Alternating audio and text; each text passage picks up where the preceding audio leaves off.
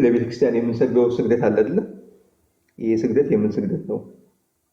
የአምልኮ ስግደት ነው ወይስ የጸጋ ስግደት? ሰሚናት ወይ ለምሳሌ በዚህ በማቴዎስ 18:7 ላይ ወንድም 7 ጊዜ ቢበድል ወይ ደግሞ ወንድም ቢያስቀይምህ ሄደ ለማን ተናገር? ለቤተክርስቲያን ንገራት ይላል አይደል ቃሉ ካልተሳሳትኩኝ።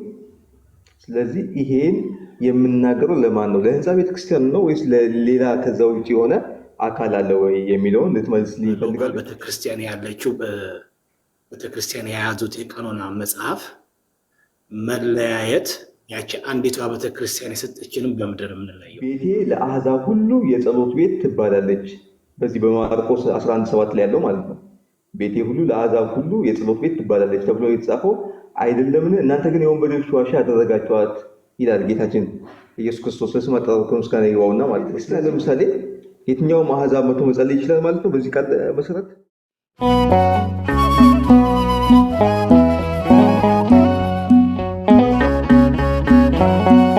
በሎካል ቤተክርስቲያን ያለችው ቤተክርስቲያን የያዙት የቀኖና መጽሐፍ መለያየት ያቺ አንዲቷ ቤተክርስቲያን የሰጠችንም በምድር የምንለየው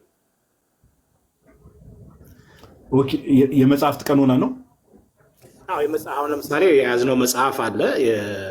ለምሳሌ ያህል የኦሪየንታል ኦርቶዶክስ ቤተክርስቲያን ካፕቲክ ቸርችን ብንወስድና የእኛን ደግሞ ኦርቶዶክስ ቤተክርስቲያን ኢትዮጵያን ደግሞ ብንወስድ የያዝነው የመጽሐፍ የቀኖና ቁጥር ይለያያል። ይህንን መጽሐፍ የሰጠችን አንዲቷ ቤተክርስቲያን ከሆነችና እኛም መከተል ያለብን ያንን የሰጠን የአንዲቷ ቤተክርስቲያን መጽሐፍ ከሆነ የዚህ የቀኖና ቁጥር ላይ መለያየት ወይም እንትን ማለት ከምን የመጣ ነው? ኦኬ፣ ይሄ ባለፈውም ተጠይቀ የተወሰነ ሀሳብ ሰተንበት ነበርና የተወሰነ ሀሳብ ልስጠና ጋዲም ትቀጥልበታለህ ብለናል አይደለ? ከዚህ በፊትም አስቀድሞ ሐዋርያቶቹም ክርስቶስም ያደረጉት አሁን ጋዲም ሲል እንደነበረው ክርስቶስ በእግዚአብሔር የነበረውን ሀሳብ ለሰው ልጆች አይደለ መጥቶ የመዳንን ወንጌል ወይም ደግሞ መዳን የእግዚአብሔርን መንግስት እንዴት እንደምናገኝ ክርስቶስ ተናገር፣ ሐዋርያቶቹን አስተማረ። ሐዋርያቶቹ ደግሞ ወደ ዓለም ላካቸው፣ ይህንን ወንጌል ሰበኩ ማለት ነው። የእግዚአብሔርን ሀሳብ ማግኘት የእግዚአብሔርን ዓላማ ማግኘት ነው ዋናው አይደለ? የመጽሐፍትን መጻፍ ዓላማቸው ይሄንን ነው። የሐዋርያትን መላክ ዓላማቸው ክርስቶስ የመጣበትን ዓላማ ለፍጥረታት ሁሉ ማሳወቅ ነው ማለት ነው። ነቢያትም የተናገሩት ያንን ነው። የሚመጣውን ክርስቶስ እንዲያውቁ ማድረግ ነው ዋናው የወንጌልም ዓላማ የመጽሐፍትም ዓላማ ማለት ነው። ስለዚህ ሐዋርያት አስቀድሞ ሰበኩ፣ ወንጌልን አስተማሩ፣ ለዓለም ሁሉ ተናገሩ ወንጌልን ማለት ነው። ይህ የደረሰውን ወንጌል ግን ፐርፐዝሊ ለማጣመም በመጽሐፍት ደረጃ የሚጽፉ አካላት ተነሱ ማለት ነው። አረ የመጽሐፍትን መጻፍ ዓላማቸው በደንብ እንድናውቀው ማለት ነው። ቅዱስ ዮሐንስ አፈወርቅም የሚለው ነገር አነብላችኋለሁ። የማቴዎስ ወንጌል መግቢያ ላይ ምን ብሎ እንደሚናገር ማለት ነው። ስለዚህ ምን አደረጉ? ሐዋርያቱ ሁሉ ተላኩ ወንጌልን እንዲሰብኩ ማለት ነው። ወንጌልን ሰብከው ከሄዱ በኋላ ግን በጎን የሚመጡ የሐሰት አስተማሪዎች ተነስተው በማስተማርም ይሁን በመጽሐፍ ደረጃ በመጻፍም ተነስተው የሐሰት መጻሕፍትን የሐሰት ትምህርትን መናገር ሲጀምሩ መልእክታትን ይጽፋሉ ማለት ነው። የሉቃስ ወንጌልን አሁን እንደ ኤግዛምፕል ከተመለከትን ቅዱስ ሉቃስ ምን ብሎ ነው የሚናገረው? ለመንፈስ ልጁ ሲጽፍለት ምን ብሎ ይናገራል? ሉቃስ ወንጌል ምዕራፍ 1 ላይ ለቴፍሎስ ማለት ነው፣ የከበርክ ቴፍሎስ ሆይ ከመጀመሪያው በአይን ያዩትንና የቃሉ አገልጋዮች የሆኑት እንዳስተላለፉልን። ኦኬ፣ በመጽሐፍን ያስተላለፉልን አይደለም፣ በአይን ያዩትን ኦኬ ያስተማሩትን ማለት ነው። ያስተላለፉልን በእኛ ዘንድ ስለተፈጸመው ነገር ብዙዎች ታሪክን በየተራው ለማዘጋጀት ስለሞከሩ እኔ ደግሞ ስለተማርከው ቃል እርግጡን አየ። ቴፍሎስም የተማረው ትምህርት አለ፣ ግን በሐሰት ደግሞ መጥተው የሚጽፉ ሰዎች መጡ። ከተማረው ትምህርት ፈቀቅ የሚያደርጉ ማለት ነው። ፈቀቅ የሚያደርጉ የሐሰት አስተማሪዎች፣ የሐሰት ጸሐፊዎች ተነስተው መጻፍ ስለጀመሩ ምን ይላል ሉቃስ ማለት ነው? በአይን ያዩትን የቃሉ አገልጋዮች የሆኑትን ያስተላለፉትን በእኛ ዘንድ ስለተፈጸመውን ነገር ብዙዎች ታሪክ በየተራ ለማዘጋጀት ስለሞከሩ ይላል። ስለሞከሩ ምን አለ? እኔ ደግሞ ስለተማርከው ቃል እርግጡን እንድታውቅ በጥንቃቄ ሁሉን ከመጀመሪያ ተከትዬ በየተራው ልጽፍልህ መልካም ሆኖ ምን አለኝ ታየኝ ይላል። አየህ። ስለዚህ የሐሰት ትምህርት መጽሐፍ ሲጀምሩ የሐሰት ጸሐፊዎች ሲነሱ የቀናውን ትምህርት ይሄ ነው ለማጽናት ይጽፋሉ ማለት ነው። ለማጽናት ይጻፋል። ወንጌሉ ግን ነበር፣ ኦፍኮርስ ነበር። ሰብከው እኮ ቤተክርስቲያን መስርተው እኮ ሄደዋል። የመልእክታቱን መጽሐፍ ቅድም ጋዲም ስለተናገረው ማለት ነው። ገላትያ መልእክት ላይ ቅዱስ ጳውሎስ የገላታ ቤተክርስቲያን መስርቶ ነው የሄደው፣ መስርቶ ሄደ። ነገር ግን የሐሰት አስተማሪዎች መጡና የሐሰት ወንጌል ዘሩ። እንዴት ፈጥናችሁ ከእውነተኛ ወንጌል ፈቀቅ አላችሁ የሚል መልእክት ለገላትያ ቤተክርስቲያን ሲልክ እንመለከተዋለን። ምን ለማለት ነው? ዋናው ይሄ ሪትን የእግዚአብሔር ቃል በተጻፈ ብቻ ሊሚት ማድረግ በጣም ከባድ ነገር ነው። በጣም ከባድ ነገር ነው። መጻሕፍቶቹ ኮምፓይል ሆኖ ይሄ በአንድ ደረጃ የተጠረዙበት ክፍለ ዘመን ስንመለከት አራተኛ ክፍለ ዘመን ነው ማለት አራተኛ ክፍለ ዘመን። ቤተክርስቲያን ግን ነበረች ከዛ በፊት? አዎ ነበረች። 66 81 79 73 74 ሳይባል ቤተክርስቲያን አለች። ይሄን ቤተክርስቲያን አለች ማለት የመጻሕፍቱ ቁጥሩ ይሄንን ነው ወይም ደግሞ ይሄን 81 ነው ብላ ስላልተቀበለች ወይም ደግሞ 81 መጻሕፍትን የግድ መቀበል አለባት ተብሎ ግን ስላልያዘች አንድ ቤተክርስቲያን ግን የጌታ ቤተክርስቲያን አይደለችም ሊባል አይችልም። ምክንያቱ ያንን ለድህነት የሚሆነውን የእግዚአብሔር ሐሳብ በምልአት እዛች ቤተክርስቲያን ላይ እስካለ ድረስ ማለት ነው። እስካለ ድረስ ኮምፓይል መደረግ እንዲመጠረዝም ያስፈለገው ለምንድን ነው? ብዙ ግኖስቲኮች የሐሰት መጻሕፍትን ማሰራጨት ስለጀመሩ ማለት አይ ወደ ቀኖና ራሱ የተገባው ለምንድን ነው? የሐሰት መጻሕፍት በጣም እየበዙ መጡ። ወንጌላት ራሱ ወደ 20 ምናምን ወንጌል ደረሰ። የቤተ ክርስቲያን አካላትን ግራ ለማጋባት ማለት ነው። ወደ 20 የሚያክሉ የማርያም ወንጌል፣ የበርናባስ ወንጌል፣ የቶማስ ወንጌል በጣም ብዙ ወንጌላት ጽፈው ግኖስቲኮች ማሰራጨት ጀመሩ። ስለዚህ መለየት ያስፈልጋል። የቤተ ክርስቲያን መጻሕፍትና እውነተኞቹ መጻሕፍት ከሐሰተኞቹ መለየት የግድ ያስፈልጋል በሚል ምን ተደረገ? ቀኖና ተጀመረ። ቀኖና ነው የሚባለው፣ ዶግማ ራሱ አይባልም። የመጻሕፍትን ቁጥር ቀኖና እንጂ ዶግማ ተብሎ አይጠራም። ከዚህ አንጻር ምንድነው መጽሐፍ ቅዱስ የሚያስተላልፈው ወይም ደግሞ መጽሐፍ ቅዱስ የያዘው ትክክለኛውን እውነተኛውን የእግዚአብሔር ሐሳብ ነው አይደል? የእግዚአብሔር ሐሳብ ነው። ቃሉ ብቻ በመቀበል ወይም ደግሞ ይሄ መጽሐፍ ቅዱሱ በቁጥሩ መያዝ ለእግዚአብሔር ሐሳብ ማግኘት ጋራንቲ አይደለም። 66 ስለያዝክ የእግዚአብሔር ሐሳብ አታገኘው። 81 ከያዝክ ግዴታ የእግዚአብሔር ሐሳብ ታገኘዋል። እንደዚህ አይደለም። የእግዚአብሔር ሐሳብ ካገኘኸው ወይም ደግሞ እግዚአብሔር ሊያስተላልፍ የፈለገውን የማዳን ትምህርት እውነተኛው የእግዚአብሔር ማንነትን ካወቅ ኦፍኮርስ እግዚአብሔር የሚፈልገው ወይም ደግሞ መጻሕፍቶቹም የተጻፉበት ዓላማ ሐሳቡን እንድናገኘው የእግዚአብሔርን ሐሳብ እንድናገኘው ነው። የመጻሕፍቱ ቁጥር ወይም ደግሞ ቀኖና በደረሳቸው ልክ ወይም ቤተክርስቲያኒቱ ስትመሰረት በደረሳቸው እስከ ደረሳቸው ድረስ ቀኖና አድርገው ሊይዙ ይችላሉ። ሌሎች መናፍቃን የጻፏቸውን መጻሕፍት ላለማስገባት ሲሉ ትክክለኛዎቹ የሐዋርያት መጻሕፍት የደረሷቸውን ብቻ ይዘው ይሄንን ይዘናል ግን ከያዙት መጽሐፍ አንጻር ማለት ነው ትክክለኛውን የእግዚአብሔር ሐሳብ ሳይበርዙ ሳይቀንሱ ማለት ሳይቀንሱ ከያዙ ትክክለኛው የጌታ ቤተክርስቲያን ትባላለች። እና ቅዱስ ዮሐንስ አፈወርቅ የተናገረውን ነገር አንድ ነገር ላንብብላችሁና ከዛ በኋላ ጋዲ ትጨምርበታለህ። ምናልባት እንትኔ ከሰራ ኔትወርክ ካልተቆራረጠ ላብራ እና ላንብብላችሁ። ይታያል? አላበራም ብቻ ነው የሚታየው። አቡነሽን ወደ በረከታቸው ይደረብና እሳቸው ብቻ ነው የሚታዩት።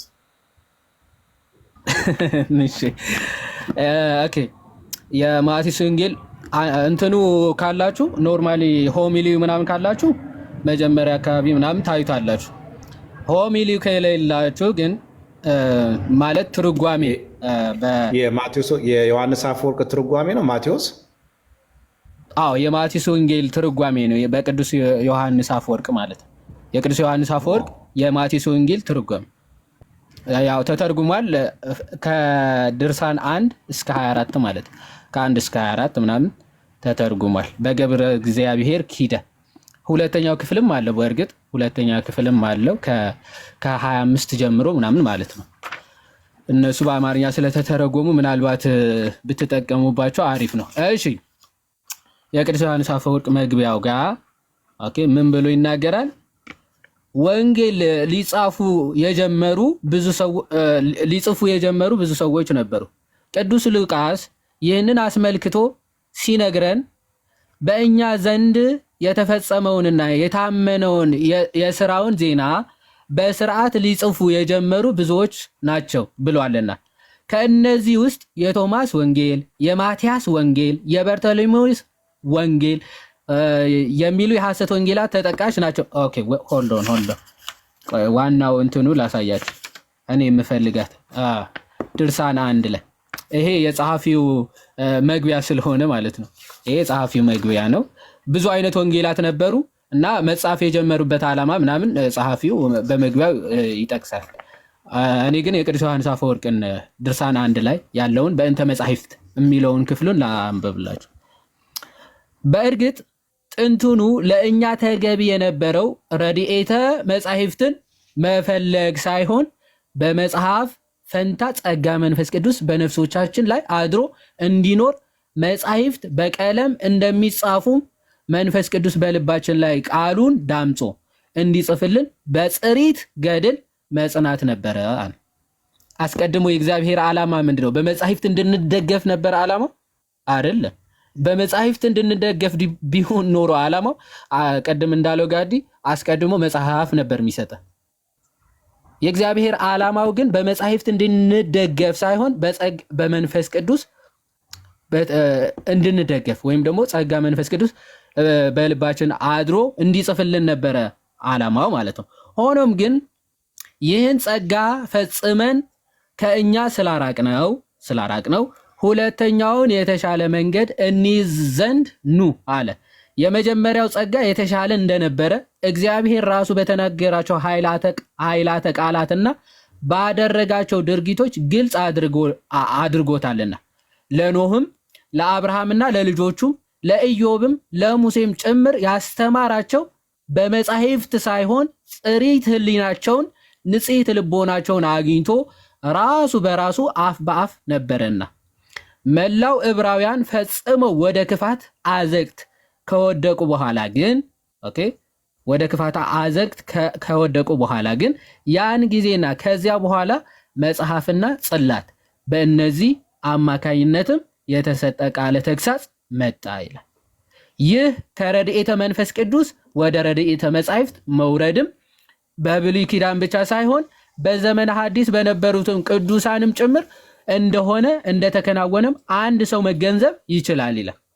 ልዑል እግዚአብሔር ለሐዋርያትም ቢሆን እኔም የነገርኳችሁ ሁሉ ያሳስቧችኋል ብሎ በሕገ መጽሐፍ ፈንታ ጸጋ መንፈስ ቅዱስ እንደሚሰጧችሁ ተስፋ ሰጣቸው እንጂ ሕገ መጽሐፍ አልሰጣቸውም ነበርና ይላል። ኦኬ ሕገ መጽሐፍ አልሰጣቸውም ነበርና ዮሐንስ ወንጌል ምዕራፍ 14 26 ላይ ይህ እጅግ ይሻል እንደነበር ትማር ዘንድ ከወደድክ ይላል። ከወደድክም እግዚአብሔር በነቢዩ አድሮ የተናገረውን አድምጥ እንዲህ ያለውን ማለት ነው። እነሆ ከእስራኤል ቤትና ከይሁዳ ቤት ጋራ አዲስ ቃል ኪዳን የምገባበት ወር ይመጣልና ሕጌን በልቦናቸው አኖራለሁ በልባቸውም እጽፈዋለሁ ሁሉም ከእግዚአብሔር ዘንድ የተማሩ ይሆናሉ እንዳለ ብሎ ቅዱስ ዮሐንስ አፈወርቅ በድርሳኑ ይናገራል። ምን ለማለት ፈልጌ ነው?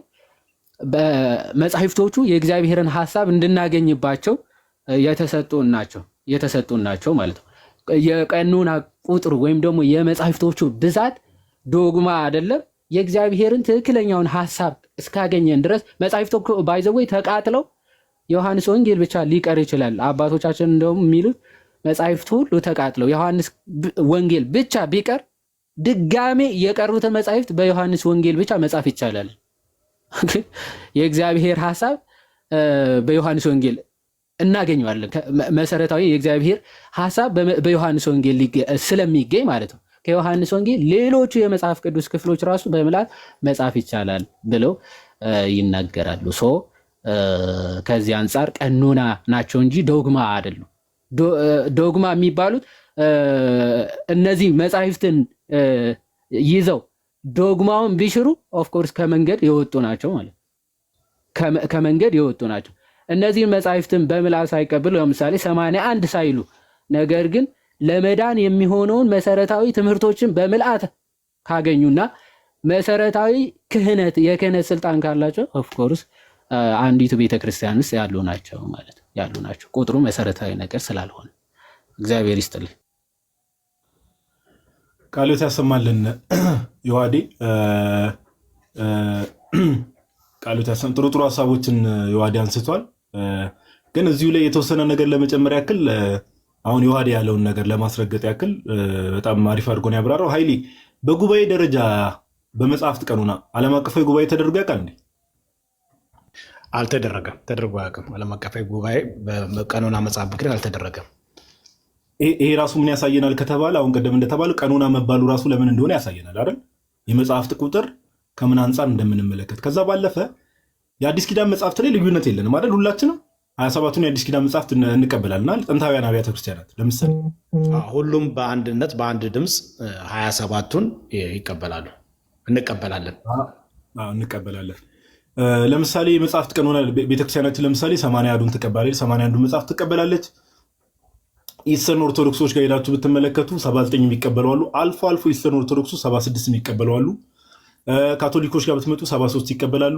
ለምሳሌ አብያተ ክርስቲያናትን ብትመለከቱ ለምሳሌ ግብጽ ቤተክርስቲያን 73 መጽሐፍትን ትቀበላለች። ለምሳሌ አሁን እኛና ኢስተርን ኦርቶዶክሶች በመጽሐፍት ደረጃ እኛ ስል ኢትዮጵያ ቤተክርስቲያን ምንድነው ልዩነቱ ከተባለ ለምሳሌ መጽሐፈ ሄኖክና መጽሐፈ ኩፋሌ ወይ ደግሞ ቡክ ኦፍ ጁቢሊስ እና ቡክ ኦፍ ኢኑች የምንለው ማለት ነው። አሁን እነዚህ መጽሐፍት ለምሳሌ ቅርብ ጊዜ ዴድ ሲ ስክሮልስን ሄደህ ብትመለከት ከታሪክ አንጻርም ቅርብ ጊዜ 1950ዎቹ 60ዎቹ ላይ የተገኙ ስክሮሎችን ስንመለከት ወይ ደግሞ ብራና እንደምንለው ስንመለከት መጽሐፈ ሄኖክ ቡክ ኦፍ ኢኑክ እና ቡክ ኦፍ ጁቢሊስ ወይ ደግሞ መጽሐፈ ኩፋሌና መጽሐፈ ሄኖክ ተገኝተው አይተናል። ኦኬ እነዛ ዴድ ሲ ስክሮልስ ላይ ምን ልል ፈልጌ ነው፣ በኮመን ለምሳሌ ጥንታውያን አብያተ ክርስቲያናትን ስትመለከት 73ቱ መጽሐፍት ላይ ምንም ልዩነት የለም። 73ቱ ልዩነቱም የመጣው የቀሩት መጽሐፍት ላይ ልዩነቱ የመጣው ምንድነው ከተባለ ኃይልያ አይተህ ከሆነ የብሉይ ኪዳን መጽሐፍት ላይ ነው። ኦኬ የብሉይ ኪዳን መጽሐፍት ላይ የአዲስ ኪዳኗ ቤተክርስቲያን አለች።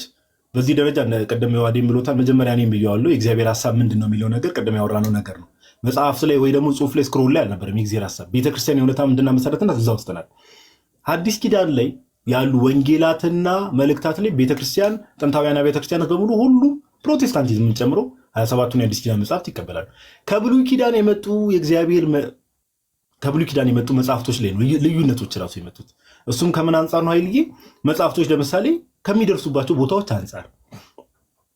ኦኬ ለምሳሌ አሁን ደረቅ አዲስ የሚባሉ አሉ አይደለ? ደረቅ አዲስ የሚባሉ ለምሳሌ የኢሳያስን መጽሐፍት ብትመለከት ሁሉም ጥንታውያን ቤተክርስቲያናት የብሉይ ኪዳን መጽሐፍ ዝርዝራቸው ውስጥ አሏቸው። ኦኬ ስለማን? ስለ መሲሁ ስለ ክርስቶስ ኢየሱስ እና አንዳንድ መጽሐፍቶችን ስትመለከት ለምሳሌ እነ ጦቢት አሉ። ለምሳሌ ፕሮቴስታንት መጽሐፍ ቡክ ኦፍ ጦቢት አለ፣ እነ ባሩክ አሉ፣ የነ ሶስና አለ። ብዙ መጽሐፍቶችን መቃቢያን አለ፣ መጽሐፍ መቃቢያን ቡክ ኦፍ ማካቢስ ብዙ መጽሐፍቶችን ማንሳት ይቻላል። ኦኬ ከሎኬሽን አንጻር ካሉባቸው ቦታዎች አንጻርና ከነዛ መጽሐፍ ተደራሽነት አንጻር እነዛ መጽሐፍቶች እጃቸው ላይ የገቡ ሰዎች አሉ፣ ያልገቡ ሰዎች አሉ። ስለዚህ ያንን ነገር ምን ያደርጋሉ? ይዞ ይቀጥላሉ። ኦኬ ዋናው ዓላማው መጀመሪያ የመጽሐፍት ብዛት ስላልሆነ መጀመሪያ ባይ ዘ ዌይ አንድ መታወቅ ያለበት ነገር እዚሁ ጋር ፕሮቴስታንቶችን መጽሐፍ ቅዱስ ብቻ የሚለው ትምህርት ልክ አይደለም ስንል ኦፍ ኮርስ ለ1500 ዓመት በጥንታውያን አብያተ ክርስቲያናት ዘንድ የማይታወቁ ወይ ደግሞ በምልአት ተቀባይነት ያላቸው መጽሐፍቶች ቆርጦ መጣላቸው አንድ ራሱን የቻለ ፋክተር ነው። ኦኬ አንድ ራሱን የቻለ ፋክተር ነው። ግን መጽሐፍ ቅዱስ ብቻ የሚለውን ትምህርት ልክ አይደላችሁም ብለን እንትን ስንላቸው 66ቱን ስለተቀበሉ ብቻ 66ቱ መጽሐፍ ስለተቀበሉ ብቻ ግን አይደለም። መጽሐፍ ቅዱስ ብቻ የሚለው ሐሳብ ብዙ ጊዜ ተናግረናል። የራሳቸውን ሐሳብ የእግዚአብሔር ሐሳቡ ስለሚከቱ ኦኬ እና ሎኬሽን ፋክተር ነው። ለምሳሌ ሌሎች አብያተ ክርስቲያናት የማይቀበሏቸው እኛ ጋር የተገኙ የብሉይ ኪዳን መጽሐፍት ለምሳሌ መጽሐፈ ሄኖክ የምትመለከት በተለያየ ፋክተር ምክንያት የተለያዩ ሪዝኖች ይነሳሉ። በብሉይ ኪዳን ለምሳሌ እዚህ በንግስት ሳባ ጊዜ ብዙ ፋክተሮች ይነሳሉ። መጽሐፈ ሄኖክ እኛ ጋር መገኘቱ ማናረጋገጠልን ደግሞ በሙት ባህር ዳርቻ ዴድ ሲ ስክሮልስ ላይም ደግሞ ሲረጋገጥ እንመለከታለን። ኦኬ አሁን ውጭ ዓለማት ላይ ደስ ስትመለከት መጽሐፈ ሄኖክን በደንብ ላይክ ቡክ ኦፍ ሄኖክ እንደውም 3 ፓርት ላይ ከፍለውት 3 ወይም 2 ካልተሳሳትኩ ከፍለውት ኦኬ በእንግሊዝኛም ትላልቅ የሚባሉ እንደዚህ መጽሐፍት ቀኖና ላይ የሚሰሩ ሰዎችም እሱን ነገር ሲያጠኑ ጥናት ሲያደርጉበት እንመለከታለን። እና የቦታ ፋክተር ይኖራል። ከታሪክም አንጻር አንዳንድ ሰዎች እነዛን መጽሐፍት የብሉይ ኪዳን መጽሐፍት ስለሆኑ ማለት ዋናው ልዩነት እነዛን መጽሐፍት የሆነ ቦታ ላይ ሊገኙ ይችላሉ፣ የሆነ ቦታ ላይ ሊገኙ ይችላሉ። ኦኬ ለምሳሌ እኔ አንድ ክርስቲያን ግን መጽሐፍቶችን ከምን አንጻር ለመዝን አሁን ለምሳሌ ሰው ኃይልዬ መጽሐፈ ጦቢትን ለምሳሌ ቡክ ኦፍ ጦቢትን አልቀበልም ቢለኝ እንዴ ከየት አመጣው? የመጀመሪያዎቹ ክርስቲያኖች ለምሳሌ እነ ቅዱስ ፖሊካርፕ መጽሐፈ ጦቢትን ጠቅሶ አስተምረዋል መጽሐፍ ቅዱስ ብለው። ስለዚህ እነ ቅዱስ ፖሊካርፕ የመጀመሪያዎቹ የቤተክርስቲያን አባቶች የጠቀሱትን ቤተክርስቲያናችን ተቀብለው ያየሁት ነው። ስለዚህ መጽሐፈ ጦቢትን የመጀመሪያዎቹ የቤተክርስቲያን አባት መጽሐፍ ቅዱስ ብለው ጠቅሰው ካስተማሩ እኛም አሜን ብለን መጽሐፍ ቅዱስ ብለን እንቀበላለን። ለምን? እነዚህ ሐዋርያን አበው የሚባሉት አፖስቶሊክ ፋዘርስ የሚባሉት አውቶሪቴቲቭ ስለሆኑ ስልጣን ስላላቸው እና ከዛ አንጻር ነው ሎኬሽኑ ነው ፋክተሩ። የብሉይ ኪዳን መጽሐፍትን ሲቀበሉ ሎኬሽን ነው ፋክተር እና ይህን ነገር ለምሳሌ ኃይልዬ እንደምታውቀው እኮ አንድ ተጨማሪ ሀሳብ ላንሳና እዚህ ሌላ አብቃ ሰብቶጀንት እነዚህ 72ቱ ሊቆች አሉ አይደለ? ከጌታ ልደት መምጣት ጌታ ከመወለዱ በፊት ሰብቶጀንት ማለት ነው። አሁን አይተህ ከሆነ እኮ የሰብቶጀንቱን ትርጓሜ ራሱ ከዕብራይስጥ ወደ ግሪክ የተተረጎመው ራሱ እኮ አሁን ለምሳሌ አሁን አሉ የምንላቸው ፕሮቴስታንቶች ለምሳሌ የብሉይ ኪዳንን አይቀበሉም አይደለ? የእነሱ ከማሶሬቲክ ቴክስት ነው። እና እንደዚህ አይነት ፋክተሮች አሉ መጽሐፍት ላይም እንደዚህ አይነት ፋክተሮች ራሳቸውን የቻሉ ፋክተሮች አሉ። እና የብሉይ ኪዳን መጽሐፍትን ተደራሽነታቸውን አንዳንድ አካባቢዎች ሰፋ ባለመልኩ እነዛን መጽሐፍት የተቀበሉ አሉ። አንዳንድ አካባቢዎች ደግሞ ከዛ አንጻሩ እና ሎኬሽን ነው ማተር የሚያደርገው። ኦቨርኦል ግን ቅድም የዋዲ ያለውን ነገር የእግዚአብሔር ሀሳቡ ምንድን ነው? መጽሐፍት ላይ ትኩረት እንድናደረግ የመጽሐፍት ብዛት ላይ ትኩረት እንድናደረግ ወይስ በቤተክርስቲያን በኩል የመጣውን ቤተክርስቲያን የእውነት አምድና መሰረት ስለሆነ በዛ በኩል የመጣውን ያን መገለጥ በምልአት አሜን ብሎ መቀበል የሚለው ነገር ማተር ያደርጋል ለማለት ያክል ነው። አይልዬ ይቅርታ ካረዘም ምናልባት ጋዲ በጣም ይቅርታ የረሳሁት ስለ የፕሮቴስታንቱ 66 ብቻ ሲሉና ሌሎቹ አሃታ ቤተ ክርስቲያናት እነዛ መጽሐፍት ሲይዙ መሰረታዊ ልዩነቱ ምንድን ነው? የፕሮቴስታንት ይሄ የመጽሐፍ ቅዱስ መረዳታቸው መሰረታዊ ስህተቱ ምንድን ነው? አንድ መጽሐፍ ቅዱስ ብቻ ሲሉ 66ቱ ብቻ እያሉ ነው። ኦኬ ክሎዝድ የሆነ እንደ ዶግማ ማለት ነው። 66 ብቻ ሲሉ ነው እያሉ ያሉ። ከዛ ውጭ መጨመር በጭራሽ አይቻልም፣ መቀነስም አይቻልም አይነት ነገር ማለት ነው። ይሄ በቤተ ክርስቲያን ታሪክ በተአምር ተደርጎም ተሰምቶ የማይታወቅ ማለት ነው። ይሄ አንዱ ስህተት ነው። 66ቱ ብቻ የሚለው አስተምሯቸው ሰው ፈጠር እና ሰው ወለድ የሆነ ትምህርት ነው። አንድ እሱ ነው። ሁለተኛ መጽሐፍ ቅዱስ ብቻ ሲሉ ምን እያሉ ነው? ኤክስክሉዲንግ ወይም ደግሞ ምን ቆርጦ ማውጣት ነው?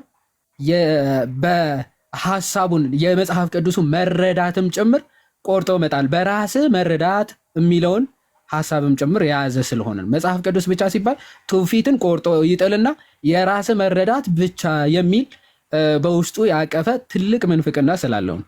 አሃት አብያተ ክርስቲያናት ኢስተርንም ቢሆን ግን መጽሐፍ ቅዱስ 73 ብቻ 79 ብቻ 80 እኛ ራሱ 81 ብቻ የሚል አስተምሮ የለንም። በነገራችን 81 ብቻ የሚባል አስተምሮ አለን የለንም። እንደዚህ አይነት አስተምሮች የላቸውም። ኦኬ ትውፊትን ይቀበላሉ እና ደግሞ ቀኖና ነው ብለው ያምናሉ። የመጽሐፍቱ ቁጥር ቀኖና እንጂ ዶግማ አይደለም። ይህ 73 ብቻ ነው እንደዚህ ምናምን አይነት አስተምሮ የላቸውም። ይህ ማለት ግን ማንም ተነስቶ ይጨምራል ምናምን እንደዛ እያልኩኝ አይደለም። ግን አስተምሮቱ ምንድነው? ካኖን ነው የሚታየው። በደረሳቸው ልክ ነው የሚቆጥሩት ማለት። ለዛ ብዙ ሎካል ጉባኤዎች ተደርገዋል። ብዙ የአባቶች ቀኖናዎችም ትመለከታለ። እንደደረሳቸው ልክ ካኖን ሲያደርጉ ትመለከታለ። አንዱ ጋር ሊጨምሩ ይችላሉ፣ አንዱ ጋር ሊቀነስ ይችላል ምናምን ቫሪያብል የሆነ ቀኖናዎች ታያለ። እዛኛው ቀኖና ተሳስቷል፣ እዚህኛው ልክ ነው እያልክ በቀኖና መጻሕፍት የተደረጉ ጉባኤያትን ልትጠላቸው ምናምን አችልም። ሙሉ የቀኖና እንትኖችን ሰብሰብ አድርጋ ቤተክርስቲያናችን የምትቀበለውን የደረሳትን መጽሐፍ ትቀበላለች ማለት ነው። ይሄ ሁለቱ ዲስቲንግዊሽ ማድረግ ይገባናል። የፕሮቴስታንቱ አንድ ቁጥሩን ብቻ እያሉ ነው። ሁለተኛ ደግሞ መረዳቱንም ጭምር አያስፈልግም እያሉ እንደሆነ እሱ ነው ልንረዳ የሚገባው። እችን ልጨምር ብዬ ነው። ቃለ ሕይወት ያሰማልን። ጥሩ እንትን ነው። እኔም የምረዳው በዛ መልኩ ነው። ግን ዋናው ነገር መሰረታዊ የሆነውን የአባቶቻችን ማስተምሩና ወይም መሰረታዊ የሆነውን የመዳን ትምህርት ወይም መሰረታዊ የሆነውን የህይወት ትምህርት ያቺ አንዲቷ ቤተክርስቲያን የተመሰረተችበትን መሰረታዊ የሆነውን አለት ጋር የሚጋጭ ከሆነ እስካልሆነ ድረስ እነዛ ለእድገትና ለመንፈስ ለእውቀትና ለአንዳንድ እድገት የሚጠቅሙ ከሆኑ የግዴታ ዶግማዊ አድርገን ከነሱ ጋር አንፋጭም የሚል ሀሳብ ነው የተረዳው። ቆንጆ ነው። የማቴዎስ ወንጌል መተርጎሙ በጣም ደስ ብሎኛል። የመጽሐፍ ፈልጌም አድኜም ቢሆን እገዛዋለሁ። ወንድሞቼ እግዚአብሔር ይስጥልኝ፣ አመሰግናለሁ ጊዜ ሰጣችሁ ስላስረዳችሁ። አሜን። ጌታ አክብርልን። ኃይልዬ እናመሰግናለን። አንተ መተህ ጥያቄን ስላቀረብክ አይ ቲንክ አንድ ሙሉ ጥያቄ እንቀበልና ኮመንቱንም ኦን እናድርገውና ሜይ ቢ አኬ ሲከፍት ኮንፊርም አድርጉን። እሺ ጋይስ፣ እሱ እስኪከፍት ብዬ ነው፣ ሰው ከሚበተን እሱ እስኪከፍት ብዬ ነው። መኩም ካሜራ ስላበራ አንድ ሰው ልቀበልልን። ቀድሽ ኦኬ፣ ቀደም መጥቷል ገብረ ክርስቶስ የሚባለው ወንድም። የእሱን ጥያቄ እንቀበልና መኩ ሀሳብ ሰጥበትና አኬ ከከፈተ ኮንፊርም ታደርጉናላችሁ። ኦኬ ሌትስ ዱ ዛት። እሺ ልቀጥላ። እሺ ገብረ ክርስቶስ ቀጥል። አይ ቲንክ ሞስት ፕሮባብሊ አንተ የመጨረሻ ጥያቄ ነው የሚሆነው። ቀጥል። እሺ አመሰግናለሁ። 3 ጥያቄዎች ናቸው። የመጀመሪያው እንግዲህ በስላሴ ስም እጀምራለሁ። በስመ አብ ወወልድ ወመንፈስ ቅዱስ አሐዱ አምላክ አሜን። የመጀመሪያው እንግዲህ ለቤተክርስቲያን የምንሰግደው ስግደት አለ አይደለ? ይህ ስግደት የምን ስግደት ነው? የአምልኮ ስግደት ነው ወይስ የጸጋ ስግደት ነው የሚለውን በአባቶች አስተምረውበት ላይ ጋዲ አንተን የፈለግኩ ለዚህ ነው። እና የመጀመሪያው ነው ትመልስልኛለህ። ሁለተኛው ቤተክርስቲያን ሰሚ ናት ወይ? ለምሳሌ በዚህ በማቴዎስ 18:7 ላይ ወንድም 7 ጊዜ ቢበድል ወይ ደግሞ ወንድም ቢያስቀይምህ ሄደህ ለማን ተናገር? ለቤተክርስቲያን ንገራት ይላል አይደል ቃሉ ካልተሳሳትኩኝ። ስለዚህ ይሄን የምናገረው ለማን ነው? ለህንፃ ቤተክርስቲያን ነው ወይስ ለሌላ ከዛ ውጭ የሆነ አካል አለ ወይ የሚለውን ልትመልስልኝ ይፈልጋሉ። ሶስተኛ ላይ የመጨረሻው ጥያቄ ደግሞ ቤቴ ለአሕዛብ ሁሉ የጸሎት ቤት ትባላለች። በዚህ በማርቆስ 11:7 ላይ ያለው ማለት ነው። ቤቴ ሁሉ ለአሕዛብ ሁሉ የጸሎት ቤት ትባላለች ተብሎ የተጻፈው አይደለምን? እናንተ ግን የወንበዴዎች ዋሻ ያደረጋችኋት ይላል ጌታችን ኢየሱስ ክርስቶስ። ለስም አጠራሩ ከምስጋና ይግባውና ማለት ነው። ስለዚህ በዚህ በእኛ ቤተክርስቲያን ወይ ደግሞ በዚህ በኦርቶዶክሳዊ ተዋሕዶ ቤተክርስቲያን የመጨረሻውን ሜይ ቢ ሰው ሲሰማው እንትን እንዳይል ቤቴ ለአሕዛብ ሁሉ ነው ያልከው። ከተሳሳትኩ ታረሙኛለህ። ማርቆስ 11:7 ላይ ያለውን ያን ሰው ልክ ቤቴ ለአሕዛብ ሁሉ የጸሎት ቤት ትባላለች። አቤት። ኦኬ እሺ 11:7 ላይ እንዲህ የሚል ሐሳብ የለም። እሺ ችግር የለውም ጨርስ ሐሳብን። እሺ ቤቴ ለአሕዛብ ሁሉ የጸሎት ቤት ትባላለች ተብሎ የተጻፈው አይደለምን? እናንተ ግን የወንበዴዎች ዋሻ ያደረጋችኋት አላቸው። ስለዚህ በቤተ ክርስቲያን ለምሳሌ የትኛውም አሕዛብ መቶ መጸለይ ይችላል ማለት ነው በዚህ ቃል መሰረት። አጠር ለማድረግ ያክል አክቹዋሊ የመጀመሪያው ለቤተ ክርስቲያን የምንሰግደው ስግደት የትኛውን ስግደት ነው? የጸጋ ስግደት ነው ወይስ ደግሞ የአምልኮ ስግደት ነው የሚለው ነው አይደለ? ሲመስለኝ እንደዛ ነው። እና ትክክል ነው ወይ? ትክክል ነው። ቀጥል። በቃ እሺ። አይ እኔም የመጀመሪያውን የጠየቅኩት ያው ቤተክርስቲያን የሚለው ትርጉም በ3 ስለሚከፈል ነው። ያው ህንፃ ቤተክርስቲያን ሪፈር እንደሚያደርግ ነው ከዚህ የተረዳሁት። ህንፃ ቤተክርስቲያን ወይም ደግሞ የሚፈጽምባት ቤተክርስቲያን፣ ስርዓተ ቅዳሴ ስጋውና ደሙ የሚፈተትባት ቤተክርስቲያን ብለን እንጠራታለን። የመጀመሪያ ቤተክርስቲያን ጉባኤያት ናት። ጉባኤ እንደመሆኗ ቤተክርስቲያን ጉባኤ እንደመባሏ ቤተክርስቲያን ተብላ ትጠራለች። ኤክሌሲያ የሚባለው ከዛ መንጻር ነው። ሌላኛው እያንዳንዳችን የእግዚአብሔር ቤተ መቅደስ ተብለን እንጠራለን። ከዛ አንጻር ቤተክርስቲያን ልንባል እንችላለን። ስለዚህ 3 ነገሮች አሉ።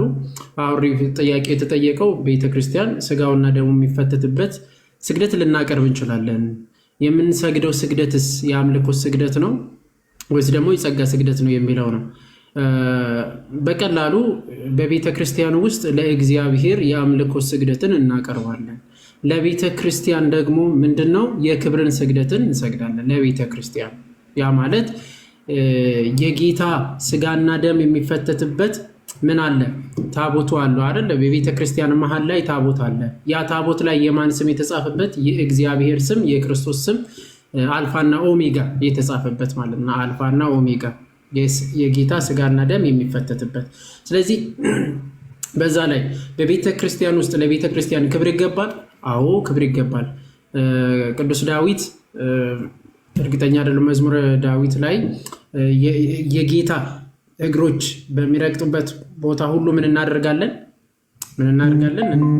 እንሰግድለታለን። ለማን? ለእግዚአብሔር እንሰግድለታለን። የማን እግር ነው የረገጠው? የጌታ። አሁን ደግሞ ያ ቦታ ምንድን ነው? ደሙና ስጋው የሚፈተትበት እንደመሆኑ መጠን ክብርን እንሰጣታለን። ከዛ አንጻር ስግደትን ለቤተ ክርስቲያን ስንገባ ወደ ቤተ ክርስቲያን በነገራችን ላይ ሰላም ሌኪ ቅድስት ቤተ ክርስቲያን አምሳለ ኢየሩሳሌም ሰማያዊት ብለን ነው የምንገባው።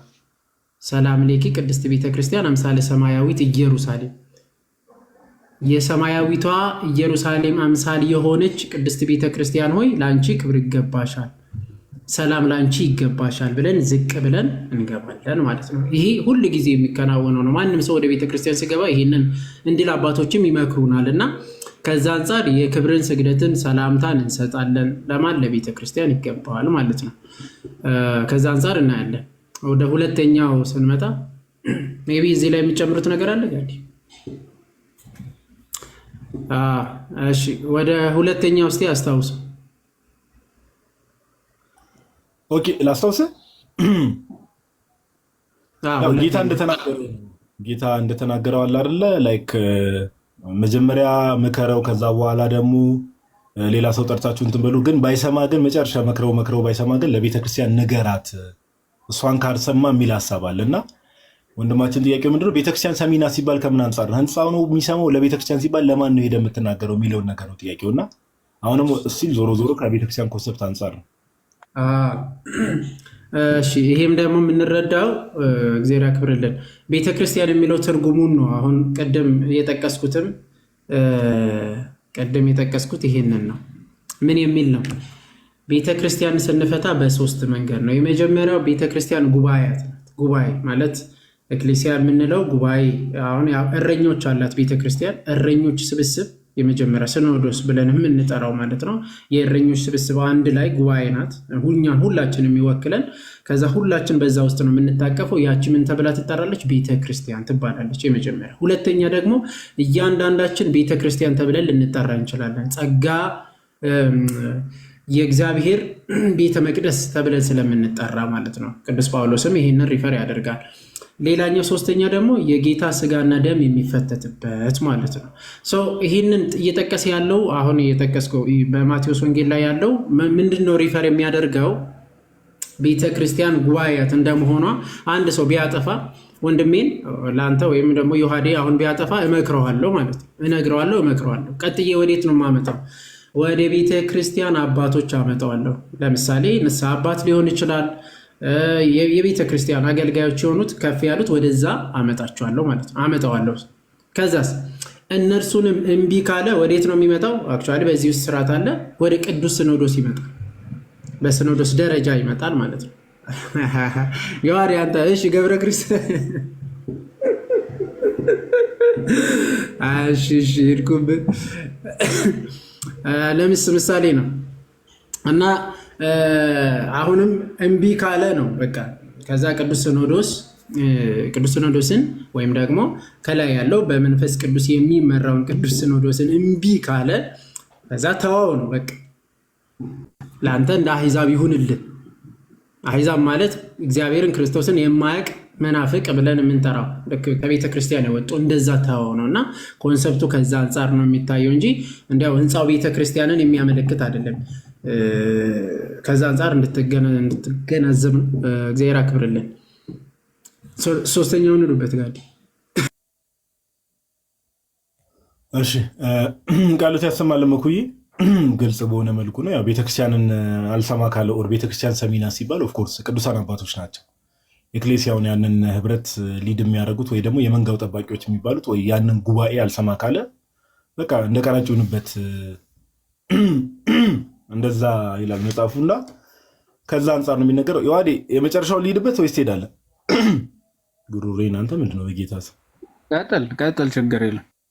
አጠር ባለ መልኩ ስለሆነ የሚመለሰው ወንድማችን ማርቆስ ወንጌል ምዕራፍ 11 ቁጥር 17 ላይ ጌታ እንዲህ አለ፣ አስተማራቸውም ቤቴ ለአሕዛብ ሁሉ የጸሎት ቤት ትባላለች ተብሎ የተጻፈ አይደለምን? እናንተ ግን የወንበዴዎች ዋሻ አደረጋችኋት አላቸው። የካህናት አለቆችም ጻፎችም ሰምቶ ህዝቡ ሁሉ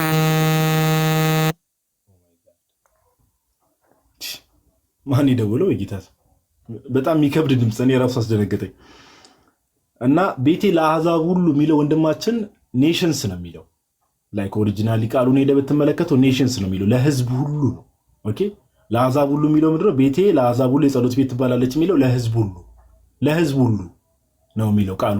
ይሄ ማቴዎስ 25 ላይ እንዳለው ማለት ነው። አሕዛብንም ሁሉ በፊቱ ሰበሰባቸው እንደሚለው አንዳንድ ቦታ ላይ የአማርኛው መጽሐፍ ቅዱስ ምን ይላል? ህዝብ የሚለውን አሕዛብ እያለ ይገልጻል። ኦኬ ህዝብ ነው ኔሽንን ነው የሚያሳየው። እና ለህዝብ ሁሉ የጸሎት ቤት ትባላለች ተብሎ ሲገለጽ ከምን አንጻር ነው? እንደው ያላመነው ዝም ብሎ ቤተ መቅደስ መጥቶ ይሰግዳል ማለት አይደለም። ሲጀመር ያላመነ ሰው ያላመነበትን ነገር መጥቶ ሊያደርግ አይችልም።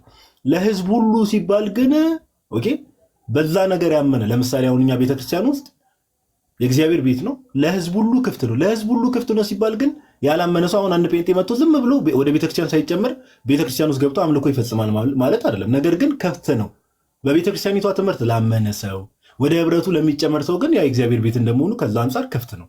ቤቴ ለህዝብ ሁሉ የጸሎት ቤት ትባላለች የተባለው ከዛ አንጻር ነው። እና ወንድማችን በዛ መልኩ ነው የምንረዳው። ገብረ ክርስቶስ ሀሳቡን አግኝታው ከሆነ አመሰግናለሁ። እግዚአብሔር ይስጥልኝ። ያው ኮንክሉድ ሳደርገው በእናንተ መሰረት የመጀመሪያው እንግዲህ የአምልኮ ስግደት ሳይሆን የጸጋ ስግደት ነው ወይ ደግሞ የክብር ስግደት ነው የምንሰግደው ማለት ነው ለቤተክርስቲያን። አመሰግናለሁ።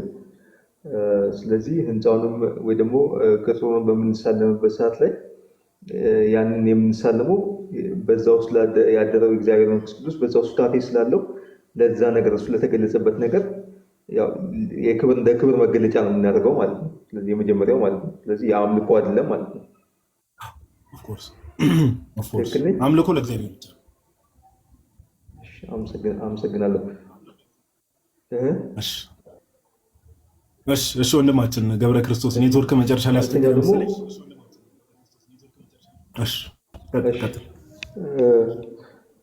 ስለዚህ የአንደኛው በዚህ መልክ ነው ማለት ነው። ሁለተኛው ደግሞ የምናገረው ለቤተክርስቲያን እንትን በዚህ በሚባልበት ሰዓት ላይ ለህንፃ ቤተክርስቲያን ሳይሆን በዛ አካል ለሆነው ለጉባኤው ነው ማለት ነው። ለምሳሌ አባቶቻችን ሊኖሩ ይችላሉ፣ ካህናት፣ ቀሳውስት ማለት ነው። ከእነሱም ከፍ ያሉት ኤጲስቆጶሳትና ለጳጳሳት ነው ማለት ነው። እሺ ስለዚህ ሶስተኛው ደግሞ ስለዚህ አሕዛብ ብሎ የተጠቀሰው የቃላት የአፈታት እንትን ነው ችግር ነው ማለት ነው። እንደዛ ብዬ ልስለው የአውድ ወይ ደግሞ የቃላት ሁኔታ አሕዛብ የሚለው ህዝብ ተብሎም ይፈታል። ለዛ ነው አሕዛብ የሚለው ያላመነ ብቻ ሳይሆን ህዝብ ተብሎም ይፈታል። ኔሽንስ ነው የሚለው ለአማኞች ነው። ስለዚህ ለአማኞች ነው በሚለው ልስለው ማለት ነው። አዎ ክፍት የሚሆነው የእግዚአብሔር ቤት የጸሎት ቤት ሲባል ለማንም ክፍት ነው። ለማንም ሲባል ግን ሁሉም ይመጣል ሳይሆን ቤተክርስቲያኒቷ በምታምነው ቤተክርስቲያኒቷ በምታምነው እምነትና ትምህርት የሚመጣ ሰው ዞሮ ዞሮ ለሱ ክፍት ነው እንደማለት ነው። ከዛ አንጻር ነው የምንረዳው እንጂ አሕዛብን መጥቶ ማንም ሰው አንድ ሙስሊም መጥቶ ለምሳሌ ቤተክርስቲያን ውስጥ ልስገድ ሊል አይችልም። አመሰግናለሁ። እግዚአብሔር ይስጥልኝ። እሺ ወንድማችን ጌታ ያክብርልን።